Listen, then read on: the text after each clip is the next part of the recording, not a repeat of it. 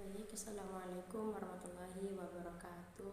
Saya Widyawati akan melanjutkan presentasi yang telah disampaikan oleh Mbak Nurul Afifah, yaitu D. Irfani. Ada beberapa bagian dari Irfani, yaitu yang pertama yakni definisi tentang Irfani. Merupakan bahasa Arab yang terdiri dari huruf qadri, memiliki dua makna asli, yaitu sesuatu yang berurutan yang sambung satu sama lain dan bermakna diam dan tenang. Namun secara harfiah, al-irfa adalah mengetahui sesuatu dengan berpikir dan mengkaji secara dalam. Dengan demikian, al-irfan lebih khusus daripada al-ilmu.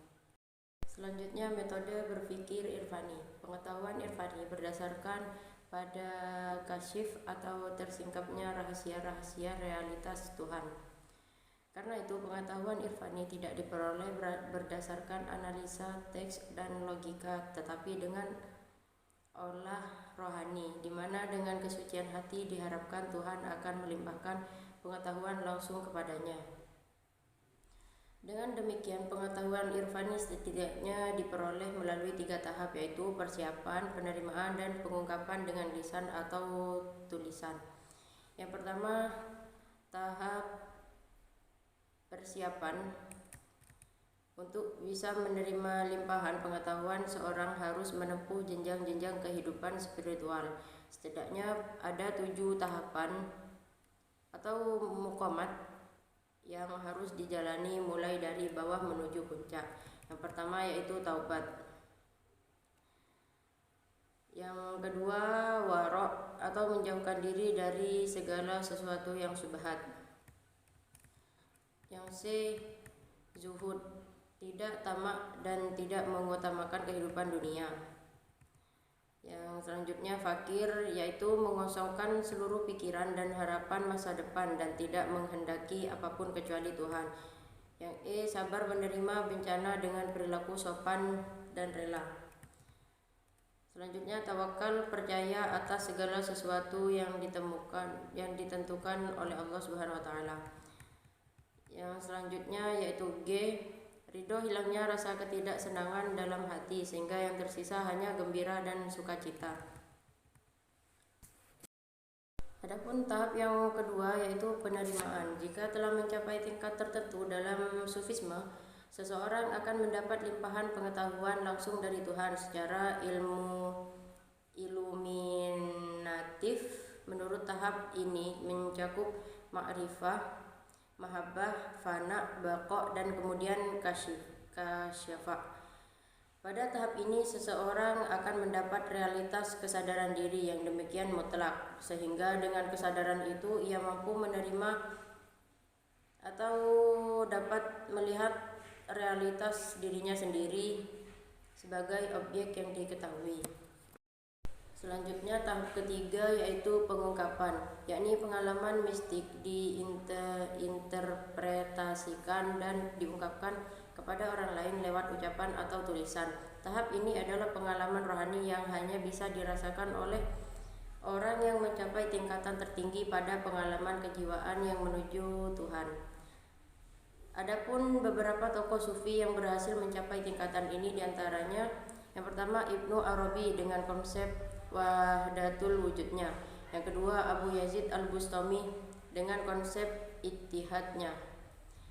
Yang ketiga Husain bin Mansur al-Hajj dengan konsep hululnya. Yang C, lanjutan dari yang di atas, pendekatan burhani. Irfani mengandung beberapa pengertian antara lain ilmu atau ma'rifah, metode ilham, dan kasyaf yang telah dikenal jauh sebelum Islam, dan al-wanus atau wanis. Ketika irfani diadopsi ke dalam Islam, para ahli al-irfan memudahkannya menjadi pembicaranya mengenai al-naql dan al-tawzif, dan upaya menyingkap wacana Qur'ani dan memperluasnya, ibaratnya untuk memperbanyak makna. Jadi pendekatan irfani adalah suatu pendekatan yang dipergunakan dalam kajian pemikiran Islam oleh para mutasyawwifun dan arifun untuk mengeluarkan makna batin dari batin lafadz dan ibarah. Ia juga merupakan istinbat al-ma'rifah al-qalbiyah dari Al-Quran. Pendekatan irfani adalah pendekatan pemahaman yang tertumpu pada instrumen pengalaman batin, dawa, qalbun, wijdan, basiroh, dan intuisi. Poin selanjutnya yaitu poin E, yaitu keunggulan dan kelemahan metode berpikir bayani, burhani, dan irfani. Pada prinsipnya, Islam telah memiliki epistemologi yang komprehensif sebagai kunci untuk mendapatkan ilmu pengetahuan. Hanya saja dari satu kecenderungan epistemologis yang ada pada bayani, burhani, dan irfani dalam perkembangannya lebih didominasi oleh corak berpikir bayani yang sangat tekstual dan corak berpikir irfani yang sangat sofistik. Kedua kecenderungan ini kurang begitu memperhatikan pada penggunaan rasio secara optimal. Namun dari ketiga epistemologi tersebut memiliki keunggulan dan kelemahan masing-masing. Yang pertama, keunggulan dan kelemahan epistemologi bayani, yaitu keunggulan bayani terletak pada kebenaran teks.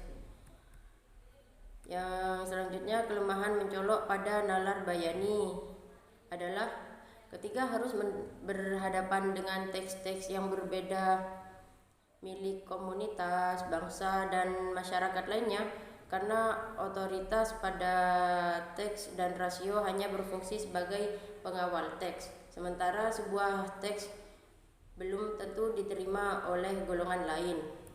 Selanjutnya, kelemahan dan keunggulan epistemologi burhani, yaitu sistem berpikir untuk konstruksi epistemologinya dibangun di atas semangat akal dan logika dengan beberapa premis merupakan keunggulan epistemologi burhani. Selanjutnya, namun kendala yang sering dihadapi dalam penerapan pendekatan ini adalah sering tidak sinkronnya teks dan realitas. Produk ijtihadnya akan berbeda jika dalam pengurutannya teks atau konteks. Yang ketiga, keunggulan dan kelemahan epistemologi irfani. Yang pertama, di antara keunggulan irfani adalah bahwa segala pengetahuan yang bersumber dari intuisi, musyahadah, dan mukasyafah lebih dekat dengan kebenaran daripada ilmu-ilmu yang digali dari argumentasi rasional dan akal. Bahkan kalangan sufi menyatakan bahwa indera-indera manusia dan fakultas akalnya hanya menyentuh wilayah lahiriah alam dan manifestasinya. Selanjutnya, kendala atau keterbatasan irfani antara lain adalah bahwa ia hanya dapat dinikmati oleh segelintir manusia yang mampu sampai pada taraf pensucian diri yang tinggi. Di samping itu, irfani sangat subjektif menilai sesuatu karena ia berdasarkan pada pengalaman individu manusia. Poin yang terakhir adalah penggabungan epistemologi bayani, burhani, dan irfani. Dalam interaksinya, tiga epistemologi tersebut dalam peradaban Islam mengalami tiga fase interaktif. Yang pertama, fase pertama yaitu dengan ditandai masing-masing epistemologi mencari eksistensi dan memberikan pengaruh secara independen terhadap peradaban Islam yang berakhir dengan benturan epistemologi pada abad ke-5 Hijriah. Yang kedua yaitu rekonsiliasi antar epistemologi. Rekonsiliasi pertama terjadi antara Bayani dan Irfani di tangan Al-Haris Al-Muhasibi, kemudian antara Bayani dan Burhani di tangan Al-Kindi, dan antara Burhani dan Irfani di tangan Ikhwan Al-Sofa dan Filsuf Ismaili. Menurut Al-Jabiri, pada fase ini Islam tidak mengalami perkembangan yang signifikan.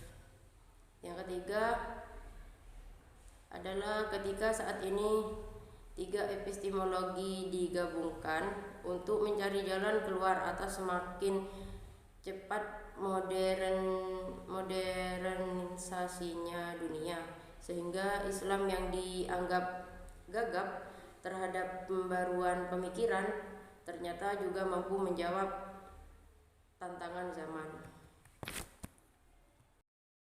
Berdasarkan uraian di atas dapat disimpulkan yaitu epistemologi secara etimologi adalah teori tentang pengetahuan, sedangkan secara terminologi berarti cabang filsafat yang menyelidiki tentang keaslian, pengertian, struktur, mode, dan validasi pengetahuan.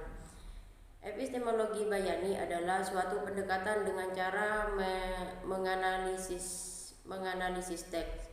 Burhani adalah aktivitas pertama untuk berpikir menetapkan kebenaran suatu premis melalui metode penyimpulan, dengan menghubungkan premis tersebut dengan premis yang lain yang oleh nalar dibenarkan atau telah terbukti kebenarannya. Irfani adalah pengungkapan atas pengetahuan yang diperoleh lewat penyinaran hakikat oleh Tuhan kepada hambanya setelah melalui riyadhah. Poin yang kedua, untuk mendapat sebuah pengetahuan metode berpikir Bayani menempuh dua cara, yaitu yang pertama berpegang pada redaksi teks dengan menggunakan kaidah bahasa Arab. Yang kedua menggunakan metode qiyas. Metode qiyas yaitu metode berpikir Burhani menggunakan silogisme, dan metode Irfani pengetahuan diperoleh oleh rohani, di mana dengan kesucian hati diharapkan Tuhan akan melimpahkan pengetahuan langsung kepadanya. Poin yang ketiga yaitu Burhani dan Irfani masing-masing memiliki keunggulan dan kelemahan. Metode Bayani keunggulan terletak pada kebenaran teks sebagai sumber utama hukum Islam yang bersifat universal sehingga dapat menjadikan pedoman dan patokan. Kelemahannya adalah ketika harus berhadapan dengan teks-teks yang berbeda milik komunitas, bangsa, atau masyarakat lainnya, sementara sebuah teks belum tentu diterima oleh golongan lain. Mungkin sekian yang bisa saya sampaikan, kurang lebihnya mohon maaf. Wassalamualaikum warahmatullahi wabarakatuh.